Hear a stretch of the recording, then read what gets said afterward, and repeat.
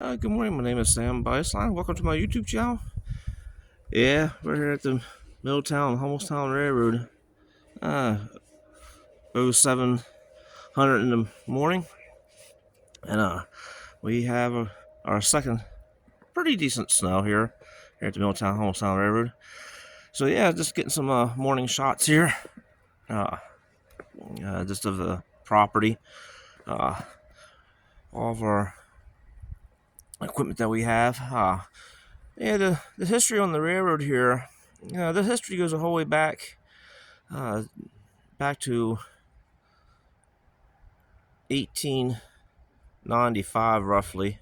Uh, the Reading Railroad turned around, built the line from Hummelstown to Middletown, and they had just only a few customers on the line. Uh, it's only a 7 mile. Well, right now it's only a 7 mile railroad. It used to be like a 7.75 line. That section of the track was tore up by Penn State College. Penn State has that little segment of the track. They tore it out back when I worked here in '99. That's the very end of our mile markers. But yeah, and up here at Hummelstown, it comes off of now, which is the NS line. Uh, Originally, it came. That was originally Reading, just like the Monopoly game, Reading. And then at this end here in Middletown, it ties into nowadays, which is Amtrak, ties into their track. And of course, that was the PRR, Pensy, then Conrail, now NS too. NS runs on Amtrak at nighttime and serves out of Lancaster. So all of our cars that we get, our freight cars, come from Lancaster, Dillerville, and comes up at night. And but yeah, so our coaches here, uh, Wendell Dillinger, he bought the coach. This is back in the 80s. He bought 7 of them total. These are the coaches that we use. These 4 right here on our excursion train. These coaches were roughly built back. The oldest one's like 1910. The youngest one's the 1930s. Uh, I'm not the real guy to be saying dates of equipment when it comes to these trains and big rolling stock. I'm more the maintenance away guy, so I can tell you all about the maintenance away equipment, the MOW equipment. But yeah, these excursion cars here, we call them excursion cars, but they were actually cars that were used by Rapid Transit in New Jersey, which was Lackawanna. And then Wendell, he picked these cars up. He picked up 70 of these, so we have 2 of them right now we use for parts over here on the bone track.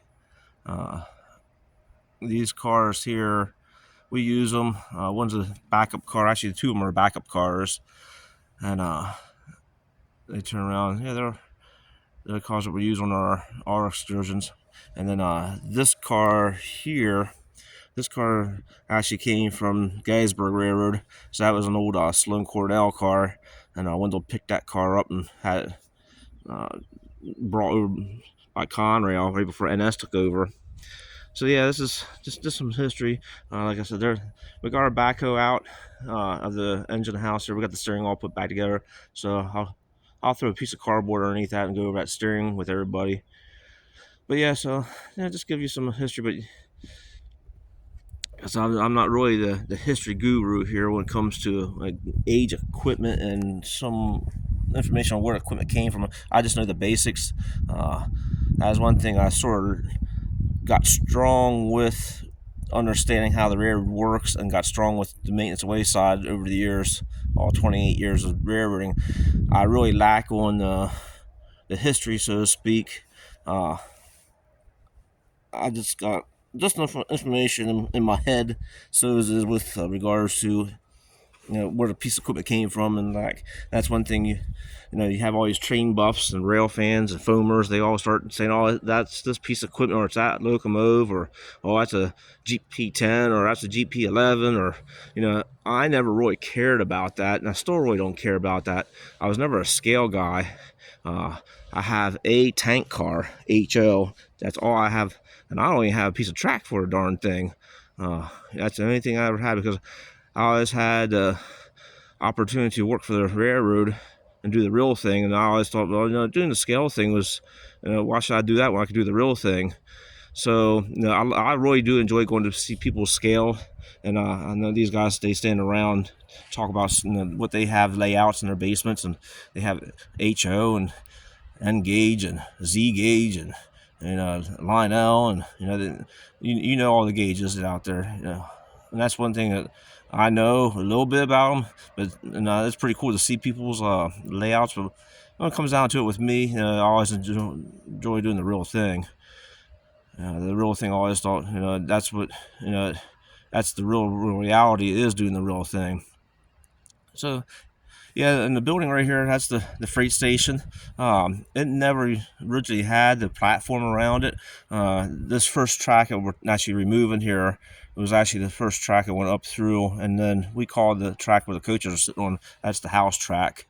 The house track goes up to a bump stop, and then when the train leaves, it actually leaves from then platform there, and people board in that last car, and then the train goes this way eastbound. So yeah, and the old block building over here that we're doing a lot of 5S in right now. The 5S is actually a program that the Japanese came up with cleaning and sorting and separating and shining.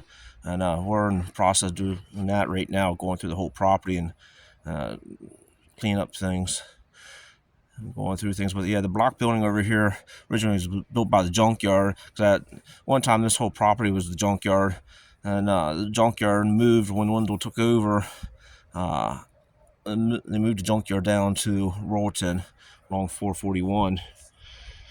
Yeah, so let's go over and have, with all the picturesque snow this morning, I figured I'd just go over a little bit of history of the property here, and you'll see more of these videos, and I'll do more of them.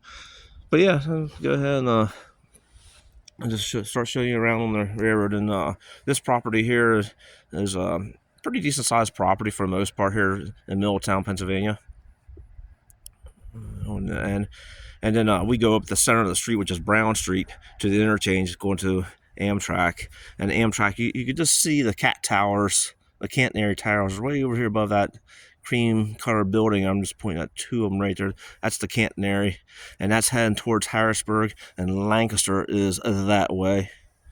And then the Susquehanna River is that way, and then the South Mountain is this direction here, and then behind me is Hershey, and then Lancaster is that way, is where Lancaster's at, down 283. Okay, good enough. Well, pretty well. I'll just give you some history. I appreciate everybody watching my YouTube channel, and we'll see you on the next go around. Thank you.